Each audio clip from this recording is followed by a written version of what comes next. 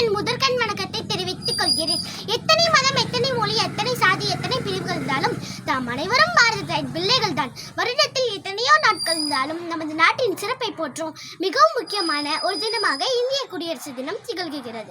இந்தியாவின் முதல் பிரதமர் திரு ஜவஹர்லால் நேரு அவரது அமைச்சரவையில் சட்டத்துறை அமைச்சராக இருந்த திரு பி.ஆர். அம்பேத்கர் அவர்களின் அயராத உழைப்பினால் 1950ஆம் ஆண்டு ஜனவரி 26ஆம் நாள் அரசியலமைப்பு சட்டம் நடைமுறைக்கு வந்தது.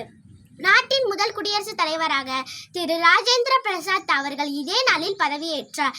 இந்த தினமே இந்தியாவின் குடியரசு தினமாக கொண்டாடப்பட்டு வருகிறது. சுதந்திர மலர்கள் நம்மேல் தூவும் இத்தருணத்தில் மக்களாட்சி அகிம்சை வழியில் போராட்டம் கண்ட காந்தியும் தோட்டாவை எதிர்கொண்ட சுபாஷ் சந்திர போஸ் போன்ற எண்ணிலா நம் தேச தலைவர்களை நினைவு கொள்ளும் நாள் இது. ஓடப்பர் ஆயிருக்கும் ஏழையப்பர் உதயப்பர் ஆகிவிட்டால் ஓர் நொடிக்குள் ஓடப்பர் உயரப்பர் எல்லாம் மாறி ஒப்பப்பர் ஆகிவிடுவார் உணரப்பணி என்றார் பாவேந்திர பாரதிதாசன். வாழ்க மக்கள், வளர்க பாரதம். அனைவருக்கும் இனிய குடியரசு தின நல்வாழ்த்துக்கள். நன்றி. பாஞ்சனா.